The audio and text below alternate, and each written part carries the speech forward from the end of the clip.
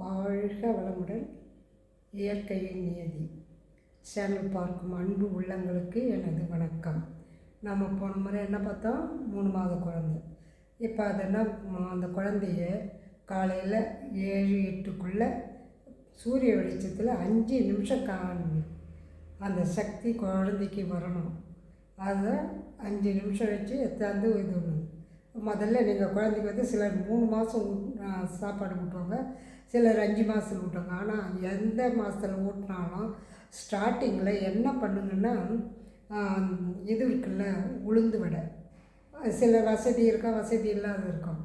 கடையிலையாவது வாங்கி உளுந்து வடையை மேலே எடுத்துட்டு உள்ளகிற வெள்ளையை மட்டும் எடுத்து தண்ணி தொட்டு கொஞ்சம் குழச்சி முதல்ல நாக்கில் தடவுங்க. அதில் உப்பு இருக்கும், அதுக்கு உப்பு, அந்த இது உளுந்தோட டேஸ்ட்டு ரெண்டும் சேர்த்து அது வாயில் ஊட்டும்போது சாப்பிடும்போது அது சாப்பிடுதான்னு பாருங்கள். கொஞ்சமாக அதை விட ஸ்பூன்லாம் ஊட்டாதீங்க, தயவு செய்து உங்கள் கையால் அது ஊட்டுங்க. ஊட்டும்போது அது நல்லா சாப்பிட்டு விழுங்குச்சுன்னா சாப்பிட்ட உடனே கொஞ்சம் வெந்நீர் கொடுங்க. நீங்கள் கொஞ்சம் கொடுத்துட்டு உடனுக்குடன் தண்ணி கொடுக்காதீங்க. கொஞ்சம் முழுங்குதான்னு பார்த்துட்டு இது அப்போ வந்து முழுங்குதான்னு பாருங்கள், அப்புறம் நீங்கள் தண்ணி கொடுங்க. அது மாதிரி ஊட்டினீங்கன்னா முதல் சக்தி. எதுக்கு சொல்கிறேன்னா, உளுந்தோட முன்னொரு காலத்தில் என்ன பண்ணுவாங்க, ஏழையாக இருந்தால் கூட ஒரு ஊருக்கு ஒரு டீ கடை இருக்கும், அங்கே எப்படி டிஃபன் போடுவாங்க. அங்கேருந்தாவது வாங்கின்னு வந்து ஒவ்வொரு வடை வாங்கின்னு வந்து குழந்தைக்கு ஊட்டுவாங்க. ஃபஸ்ட்டு ஸ்டார்டிங்கே அதான். கொஞ்சம் 1 மாதம் ஆயிடுச்சுன்னா நல்லா சாப்பிடுதுன்னா அப்போ ஒரு இட்லி. அப்போ என்ன பண்ணுவாங்க, அந்த இட்லி வந்து சாம்பார் வைக்கிறாங்களா, அது தண்ணியாக தான் இருக்கும்.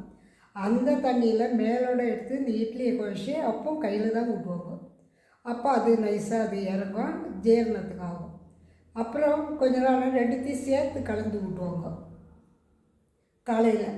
மதியம் என்ன பண்ணுவாங்க, ஒரு கஞ்சி காய்ச்சி இது பண்ணுவாங்க, கட்டியாக கூழோ அந்த கஞ்சின்னு ஒன்று ஊட்டுவாங்க. இப்போ தான் எல்லாம் ஊட்டுறீங்களா. இப்போ சாதம் நல்லா குழச்சிட்டு உருளைக்கிழங்கு வேக வச்சோ, கேரட் வேக வச்சோ, உங்களுக்கு எந்த காய் பிடிக்குதோ அதை எழுச்சி ஊட்டுங்க. ஃபஸ்ட்டு அது வாய்க்கு டேஸ்ட்டாக இருந்தால் கொடுங்க. எப்போ வந்து வெளியே தள்ளுதோ அதை கட் பண்ணிடுங்க. அடுத்தது இன்னொன்று வேறு எதுனா அந்த சாதத்தோடு கலந்து கொடுங்க. அப்போ எப்படி சாப்பிடுதுன்னு பாருங்கள்.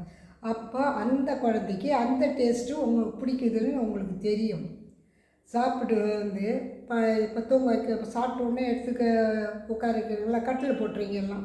இல்லைன்னா ஒரு இப்போ தான் சின்ன பெட்டு விற்கிதெல்லாம் அதில் போட்டுறீங்க. தயவு செய்து அப்படி பண்ணாதீங்க. ஒரு பெட்ஷீட்டோ பாயோ இருந்தால் விரிச்சிட்டு அதெல்லாம் படுக்க வைங்க. ஏன்னா 3 மாதம் ஆயிடுச்சுல்ல, சொகுசு கண்டிச்சு. இனி வந்து பாயில் ஒரு பெட்ஷீட் விரிச்சோ போட்டிங்கன்னா, எதுக்கு சொல்கிறேன்னா, அது மண் சக்தி தேவை.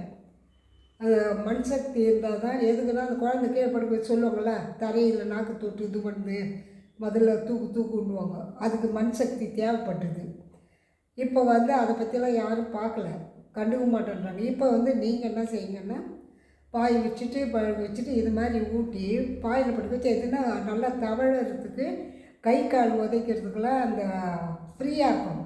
பெட்டில் போட்டிங்கன்னு வச்சுக்க, அப்படின்னா குதிக்கும் போது அதனோட அசையாது. அதுவும் 2 பக்கம் தலைகாணி வேறு வச்சிடுறீங்க. தலைகாணி வச்சு அது எப்படி குதிக்கிறது, இதுவெல்லாம் ஃப்ரீயாக முடியாதுல்ல. அதனால தான் லேட்டாக இதுவாகுது. நீங்கள் அதுவே தரையில் விரிச்சிட்டு போட்டு பாருங்கள். எந்த விரிப்போனாலும் விரிச்சிட்டு பாருங்கள், அது குதிக்கிறதும் அது சிரிக்கிறதுலாம் எவ்வளோ ஸ்பீடில் வருதுன்னு பாருங்கள். எதுக்குன்னா அது மாதிரிலாம் இதுனா தான் பசங்க சீக்கிரம் வளர்கிறதுக்கும் நீங்கள் கொடுக்குற அந்த அன்பு அறிவாளி இதெல்லாம் சொல்கிறேன் பாரு, அது நல்லா அந்த இது சக்தி போய் அப்போது நீங்கள் ஊட்டும் போது அதே அந்த 3 வார்த்தையை சொல்லுங்கள். எப்போ பால் ஊட்டினாலும் சாதம் ஊட்டினாலும் இது பண்ணுங்கள். அதே மாதிரி ஒரு பொருளை எடுக்க வருது, அதை எடுக்கணும்னு வரும்போது அதை தடுத்து நிறுத்தாதீங்க. அதுக்குள்ளே குழந்தை ஒன்றா தூக்கிங்க. எடுக்காதுன்னு இழுத்தாதுன்ற பொருளெல்லாம் வாங்காதீங்க. வாங்காமல் அப்படியே விட்டு குழந்தைய மட்டும் எடுங்க. அப்போ வந்து அது பார்த்துக்கோ, சரி நம்ம எடுத்துடுறான்ட்டு கம்முன்னு இருக்கும். அது எடுக்கும்போது வேகமாக இது பண்ணும்போது அதனோட ரியாக்ஷன் பாருங்கள். ஏன்னா வளரும்போது நம்ம குழந்தையா இருக்கும்போது நம்ம குழந்தைய கவனிக்கலை. எதுக்கு தாத்தா பாட்டின்னு இறைவன் வச்சுக்கிறான்னா, நீங்கள் கவனிக்காத குழந்தைய உங்கள் பையன் மூலியமாக வர பேர குழந்தைய கவனிக்கின்றது. 60 வயசு வரைக்கும் அப்போல்லாம் வச்சுருந்தா, 60, 70, 80 வயசு கூட இருந்தாங்க. எதுக்கு? குழந்தைகளை கவனிக்குது. அப்போ நீங்கள் தரையில் போட்டு போனால் அதுக்கு பார்க்கலாம், அதனுடைய ரியாக்ஷன்லாம் அவங்க கவனிப்பாங்க. இப்போ நீங்கள் அதெல்லாம் கவனிக்கிறதுல டிவி ஒன்று செல் ஒன்று போட்டுடுறீங்க. இதுக்கு அடுத்த தொடர்ச்சி தொடரும்.